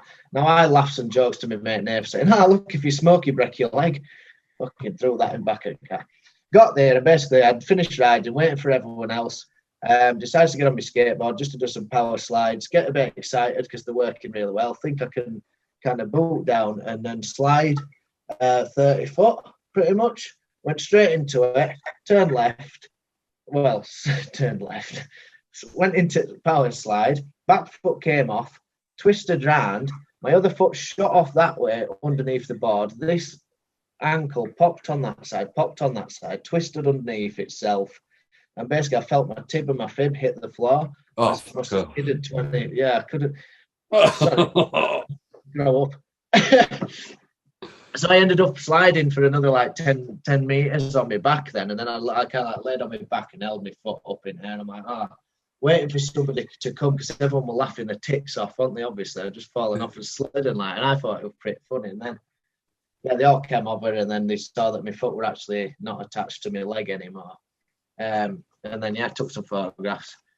Yeah, got Nath to drive me to Hull Hospital. Discharged myself at 1 o'clock in the morning because they wanted me to stay over and have an operation. So I got him to drive me back over to Wakefield where I was living. I decided I wanted to stop at McDonald's on way, so I was hungry. And I knew I wasn't going to eat anything for the next day because I needed surgery. And then, stopped off at house to get a charger. Nath decided that he wanted to go into my house and have a shit for half an hour while I was waiting him back at car. For the record, not Nathan Jenkins. No, this is Nathan Scott. No, Nathan Scott. So, I ended up getting to hospital at about 4 in the morning, and then I didn't get into an actual bed the next day till about 10 a.m. And that's that story. 5 months off work, and then a month after I'd come back off light duties for work, I went and met Scully in Preston, and I basically went down this jump over this, tried this backside 180 up this step up. For some reason, my back foot came out, but the foot that had broken literally 5 months before stayed in the bindings. But my foot was in the bindings. If you imagine that's my foot, the board came up inside my leg. Yeah. It fucking went again. And I thought, fuck, Scully, I've done it again. I've fucking done it again. And I looked down, unstrapped my foot, waggled it about, and it was all fine. Oh. Couldn't believe it. Ever since then, God. that much of an issue. But in fact, Nash, that's the fuck it moment. The second time round when I just got better. Yeah. Fuck it moment. So there's the other story. All right, we're banging to his last one then. And his last one is definitely going to need context for me. Okay. What's your favourite breaded footwear? The loafers. Thank you, Nash. There's an image coming up right now. Yeah, that's it. You need nothing else. You don't need no else. That will be explained. What, via picture? Hair down. Yeah, via picture. Yeah. Oh, excellent. Oh, I thought that was just a pun. As in no, bread. They were a picture. Loaf. Yeah, it was a hair down that one, and I don't know, I don't know why, but for some reason I ended up using a tiger loaf as a shoe. Just the one. Yeah. You only need one shoe. Fucking why would you? What kind of madman would use two fucking tiger? The other red. You got to survive.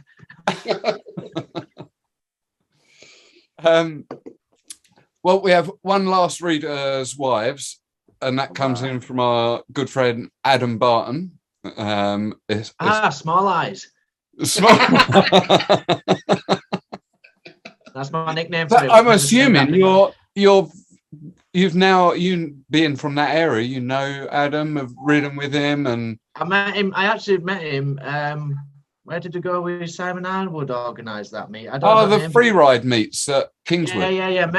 Yeah, I've spoken to Adam previously before I'd met that, which were quite nostalgic and nice because it felt like old times. I'd spoke to him and messaged him before I'd even met him and got on quite crack with him. So I've got a lot of time for this kid. But that's the first time I've ever called him Small Eyes, and he don't know, but I've been thinking it for a while. So there it is. It's out there.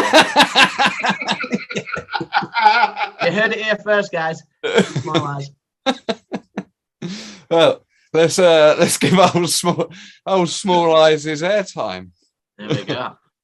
Hello and welcome to this week's question with Adam. I'm your host, Adam. This week's question: is it true that you've got 6 dogs, all called Phoebe? Back to you in the studio. Is it true I've got 6 dogs, all called Phoebe? Yeah. Oh, have you? I don't know, not in this dimension. Yeah. Quite glad I called you Small Eyes now. I don't know what kind of question that is. Have you got how many dogs called Phoebe have you got then? None. I've got a rabbit called Reuben. Oh. Well, shout out to Reuben. Yeah, shout out to Reuben. The Small Eyes have a microphone then? No, I think it was an umbrella. And a game show jacket on. Definitely a game show jacket. I love the way. Yeah, watch it again. This week's question with Adam. I'm your host, Adam. Pull it back a bit, Dan. Is it true that you've got 6 I don't know what it is. How small are his eyes? I can't really see from there. They're that small. Where's the camera there? I mean, one of them's half short. So Maybe he's got small arm. when I first saw that, I honestly thought it was stood next to a main road. Like cars coming past. What a guy. I've got a lot of time for that kid. It's brilliant.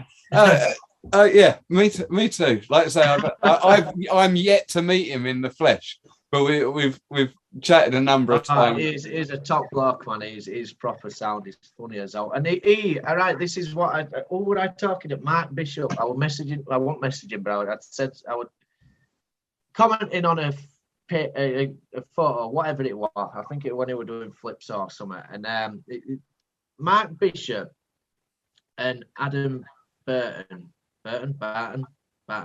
Small eyes. Have given me so much life this year for mountain boarding. For the fact is of just their progression and how much they've come into the sport, and like actually weirdly inspired me to just get back on it and get into it again. It's nice to see people coming in like that and just actually just ripping so quickly and just like picking it up. You know what I mean? I don't care what level you are. In my eyes, you. you're a boarder. You know what I mean? Yeah. You're a boarder, and this is it for me. And if you can, they've seriously given me like a bit more spunk in my trunk. Yeah. I mean, it's the old adage, and I'll say this to everybody out there: if you go in and you're making any progression, you're doing all right. Yeah. And if you're staying stable as you're getting older, you're doing all right. Just don't take any back steps. Yeah. Just keep. But yeah, it's so refreshing to see some new people coming in to the sport. And a lot of the e-boarders are diving on, like Jeff Bonder. I had the pleasure of meeting him and Ash down at that free ride meeting. Them two are just mental, like absolutely mental. When we went down there, I was a little bit late, or they just headed up the hill and all the rest of them. So I missed out on the drop off sort of thing and that. But Harry took us at first, like around it, because it's his spot.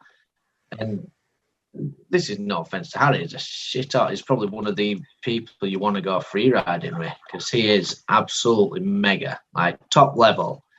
But some of the runs who are taking us down blind as well. I like to scout a run. I like to, like you said, make my way up it, see what I'm going into and stuff.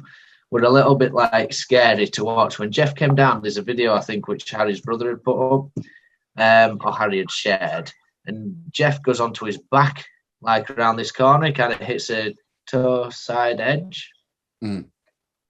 Yeah, toe side edge. But I was right next to him when it happened, and the roots he went over and actually hit. I don't know how the hell he didn't finish him off that day, because he's like a tank as Jeff. But like I said, digressed, don't I? Jeff's another one, absolutely top lad who's coming in, and he's starting to smash it and all. You know what I mean? They'll. I think I'd like to see them come along to the downhill champs, to mine and my wife's and Sloggett's wife's birthday this year. It'd be amazing to have them present. I think Mr. Bishop is a definite yes. Oh, is he? Got out of him. He's definitely coming. Yeah. Excellent. I'm assuming Barton's going to be there. Let's hope Jeff gets there as well. My name is Jeff. That's all I was saying to him that day. My name is Jeff. He didn't quite get it at first. Like, he just thought I was being an awful, like, rude northerner. People like looking at me like, it's like, this guy. I think that they're certainly coming round to the Mountainboarders humour, that's for sure.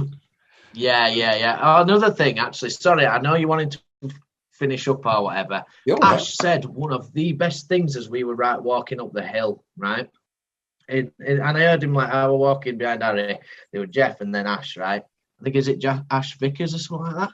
Ash Hollings, I think. Hollins, yeah. Ashley Hollins, is it? Hollins, probably, yeah. And he said something like, mountain boarding is actually so much sociable than e-boarding, because it says you've got the time of walking up the hill and you talk about stories, or you talk and you converse to each other. E-boarding says you can go out, ride all weekend, get to end of the day, go, right, see you next time, and they'll just go. Yeah. Don't know how true that is, but that's words from his Definitely. mouth. And I thought that stuck in my head as a kind of thing of like, that's good to hear from people who think, you know, mountain boarding's the way it is, or whatever it's, or e-boarding is the way forward. It's like, there's the transition to see the different side of it. Mountain boarding is not just the boarding, it's everything that comes with it. The walk up the hill, you know. More of I think there's definitely some truth to that statement. I mean, I've never been to an electric. Well, I was about to say I've never been to an electric group ride, but that's potentially a lie, because Steve organised an off-road meet up at Randwick, and we did Minchinhampton the same day. The difference being on that is that we all stopped at the pub afterwards, so there was still a bit of socialising. But as far as I could see, that, you know, there were a number of people who literally just turned up, had a ride round with us, and then went. I never knew their names. Yeah, nothing. You're kind of forced into talking to people walking up hill in mountain boarding. You're forced into it, or you'll catch somebody say something that's funny. You'll have a giggle, and then that'll like make them turn around and talk to you, or whatever. You know, you're forced into it. You can kind of like, you know, you might get people who are a bit socially awkward or anything, and they'll end up just being in the conversation without necessarily being. Like I think you're definitely onto something there. Like for solo riding, not me, it's other Ash. For solo riding, and I think, you know, if you're trying to ride a particular terrain that could be flat or have lots of flat sections or something like that, you know, if you're trying to get from A to B, then obviously the electric is the way to go. But if you're out as a group of people wanting to spend time with people, you know, I'm quite a sociable guy, as is Sloggs. We want to speak to people. Hence why we wouldn't fucking start a podcast if we didn't want to speak to people. You know, well, what did I say to you, Sloggs, the other day? When you first started, I saw the first couple of episodes and stuff like that. There's no offence, like, I never intend any offence, but I'm just a humorous guy, right? First time I watched the first couple of episodes and stuff, I honestly thought you were a priest at a funeral. I was just like, okay. Okay, why do you feel like you're scared to ask a question? Hey man, it's a massive learning curve. No, well, this is it, because I don't know if I'd be able to do it. I'd just chat shit.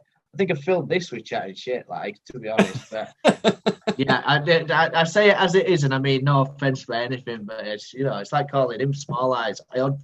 What's it called? I observe things like. Well, I sometimes think as we've gone on, my sort of, if you will, confidence has gotten bigger. I'm sitting there thinking, fuck me, I need to give the fucking guests some space to fucking breathe. Like, I can even silence Sloggs.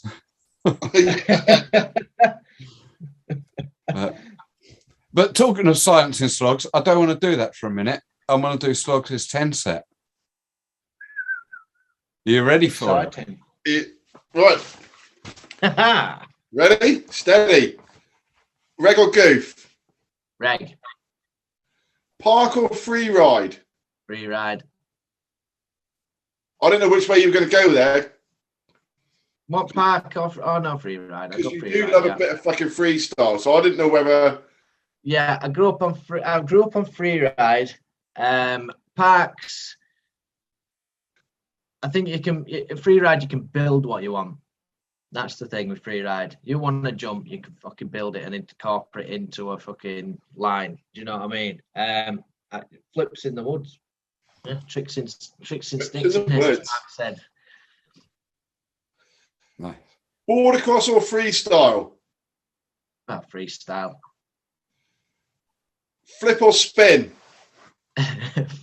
Flip. You do love a fucking flip, don't you? It's my speed check is my flip. I speed check with a flip. I'm not lying either. That's what I do. Best board across track. Look at the face of concentration. Personally, for me, when I actually got down it were a big like kind of fuck yeah, but not as much as the ones which Nash wanted. Out to grass for me because that was the first one I remember going down and beasting myself. And when I got down there, I was like, "Sound." I wasn't racing. It was just practice, just fucking about. So for me, getting it clean. Yeah, just getting it clean. So yeah, I'd say out to grass because of that reason. Yeah, I like that. Right, favourite centre, past or present?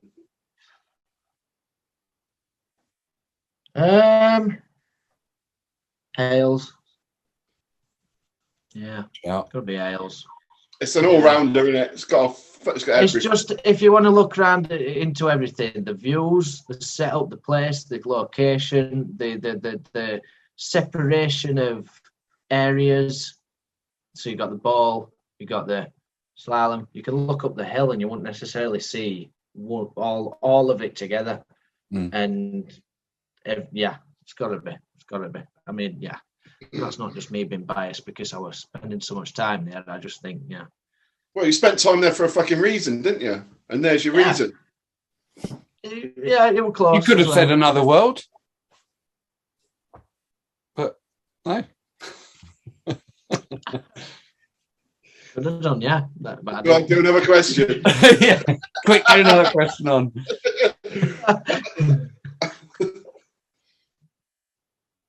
Front side or back side? Front side, yeah. Favourite rider?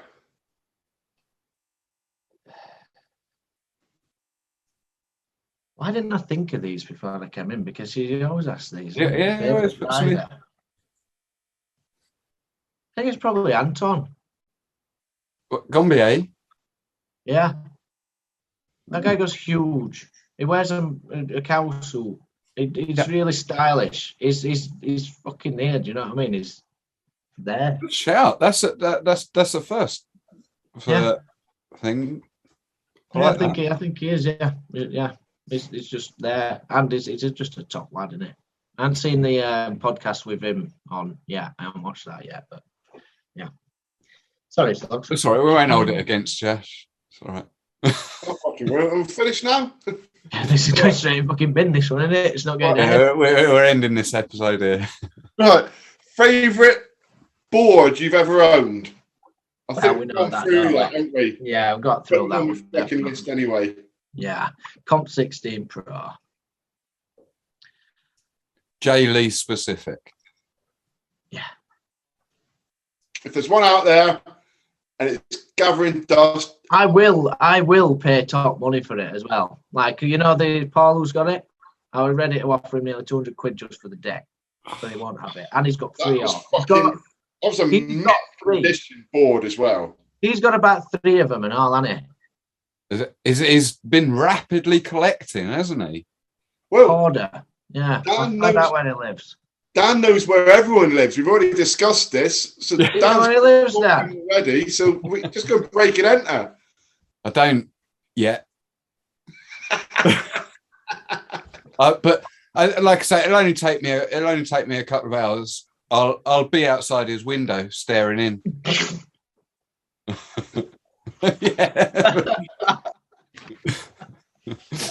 Yeah. You're like Titanic from outside, though, aren't you? Yeah.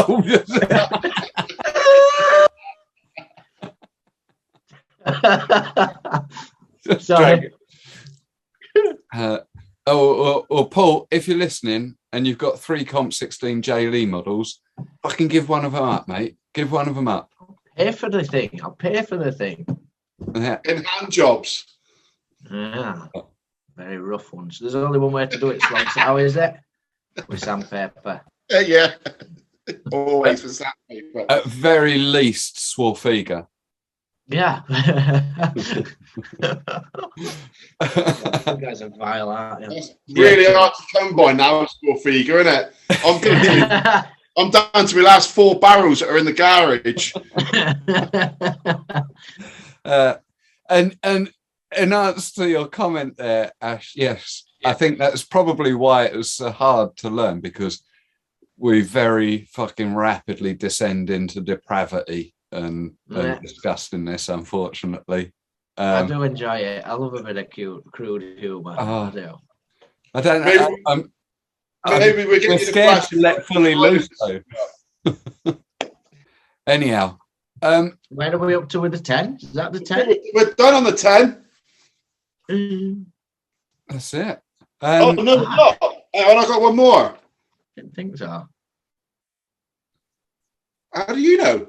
You counted them. No, I just don't feel like 10. I've got a weird. I've got one more, so we're at 9. Matt or Andy? Andy. Zero hesitation. And we haven't said anything about Matt tonight, you know, other than mentioning him in a purely racing context. So, right, does this happen a lot? What? Not mentioning Andy or not mentioning Matt?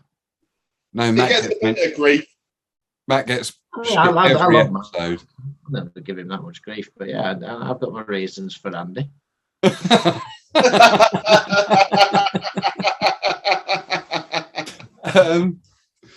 Dude, look, is there anything that we haven't covered that you would like to talk about off the top of your head? Thanks, praise, shout outs, you know, whatever. Doesn't sound really bad to say no. No. Not Praise to everyone. Praise to all the new upcomers, definitely. Praise to every single person who's ever been there. Anyone who knows of my brother, all that sort of shit. All the, you know, everyone. Just everyone. Just praise to everyone, man. Just keep going. That's all I want. And Love to everyone. I like that. Love to everyone, man. Yeah. So, yeah. As much as I come across as a bit of a like arsehole and you know, and I can come across as intimidating with me humour and like kind of aggressive, I'm not. But love to everyone. Yeah. Hashtag well, you certainly, mate. You certainly haven't come across that way this evening. You've come across as absolute top dollar. Certainly to me. As far as it goes, I think I've covered everything with injuries and stuff. Well, probably not, but yeah, that we could go on for another hour or two if I did. So, are we going to see you at Randwick or at Brind's birthday? They're the two sort of most. One, which is the one I can't make. I can't make one on the 26th of this month. So that's Randwick, the free ride. Yeah, I can't make that, unfortunately. No. I'm pretty sure I've got. What's that? 9th, isn't it? 9th of April. Yeah, it's around your birthday, isn't it? What's 9th of April? That's Matt? Matt's doing a big get together for my birthday apparently, because my birthday. Yeah, I heard this too. Yeah. And apparently he's hired Rampweld for me and sorting out a free ride for my birthday celebration, which I really appreciate. He's such a good lad, isn't he? He's setting up a big comp at Bugs, him and everyone else, for my wife's birthday, and for mine he's doing Rampweld and a free ride up for the launch pad. What a guy. That's probably why he's got a new stick today. I never thought having a biggest fan would be so good for us, really. Fantastic. Still won't change my opinion, Andy.